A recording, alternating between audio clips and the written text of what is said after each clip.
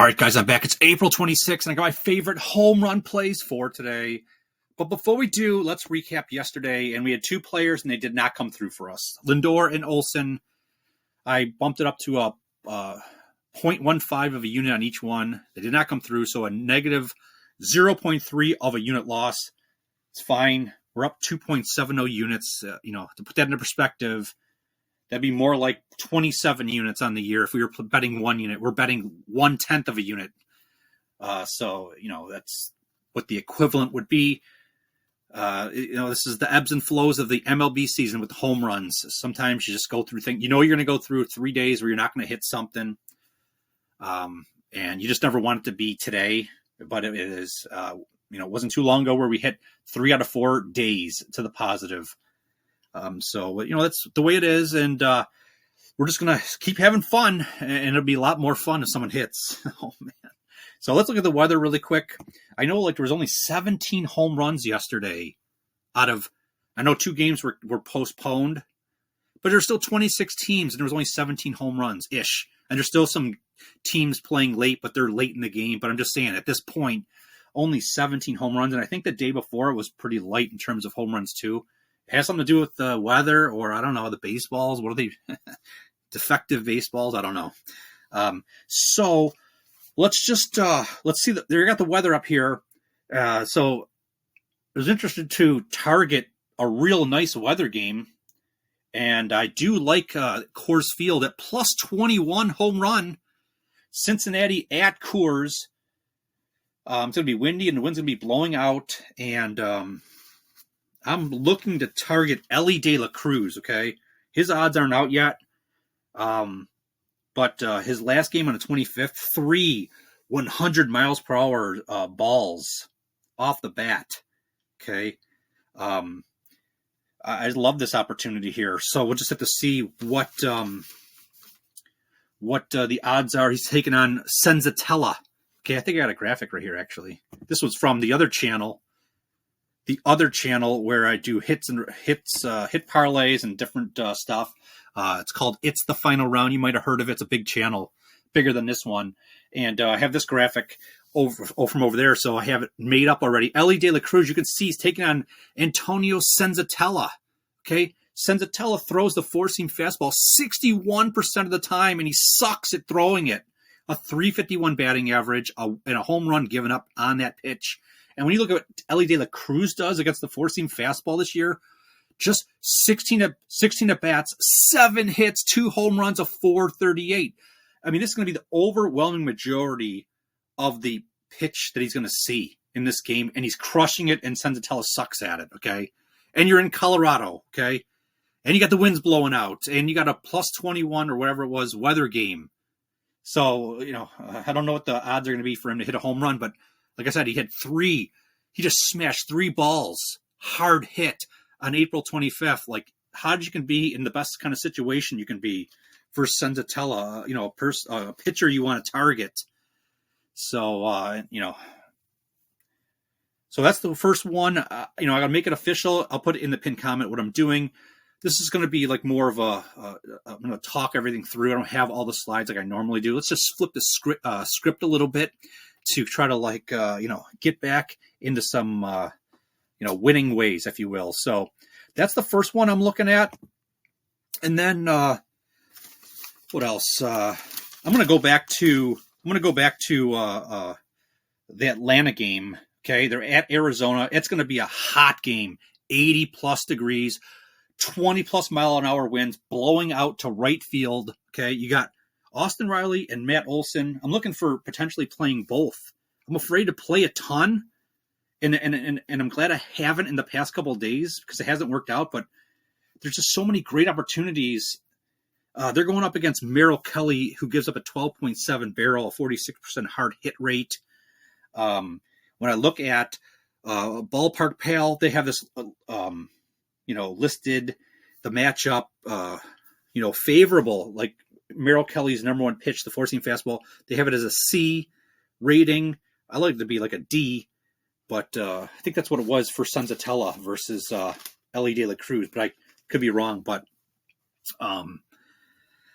These two, so there is odds out. I just looked really quick at just the DraftKings, which doesn't necessarily mean these are the best you can get, but only a plus 290 for Olsen, a plus 380 for Austin Riley. So I'd love to play at least one of them, if not both. So I got to figure that out. I'll put it in the pinned comments. Pete Alonso.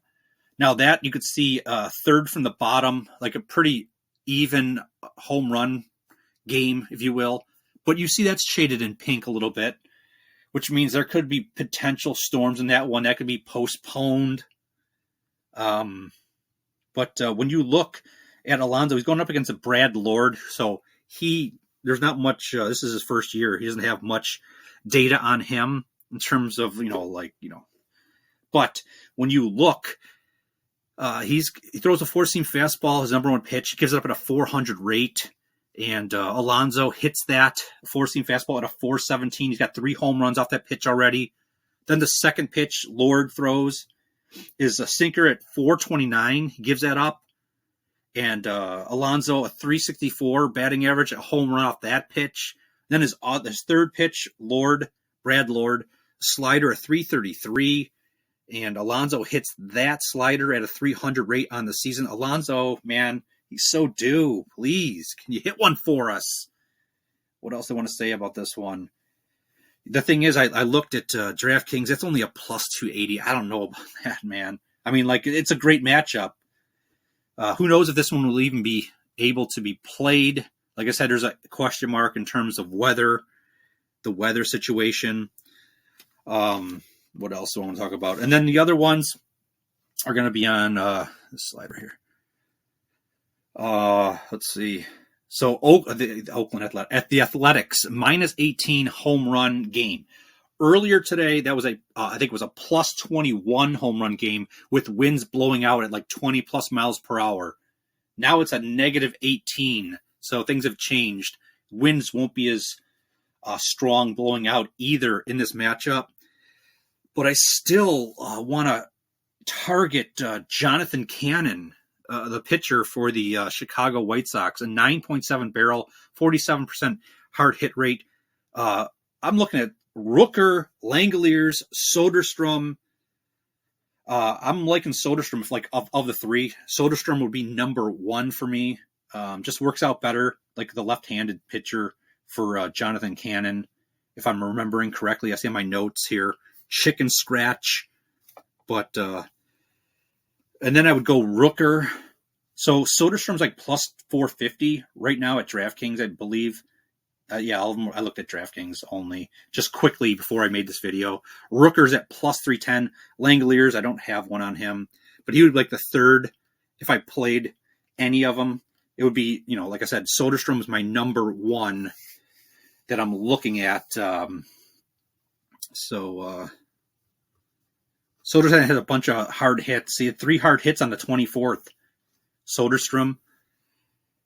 And a barrel in each game of the last 3, going from like the 24th to the 22nd. So I really like Soderstrom of all of them. So, so that gives me, I just talked about how many of them for, like 7 or 8 players right now. I can't play all 8. Not this time of year.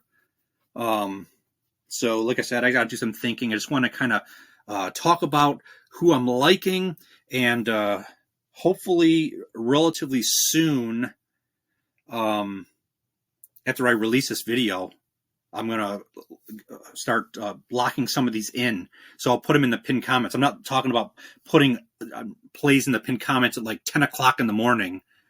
It's like right now I'm taping this. It's at 1:06 Eastern time in the morning. Like once I upload this video, I'm going to look and see what we have and just try to lock in things that I think are good, just in case they dip down lower. And I'm like, well, I can't play that now.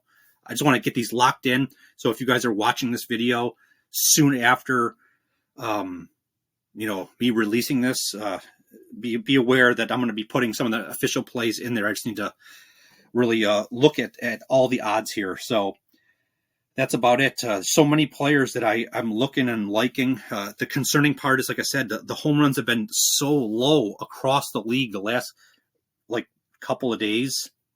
So it's like, that's the concerning part. I don't want to be playing a bunch. You know, there is something to be said about diversification, right?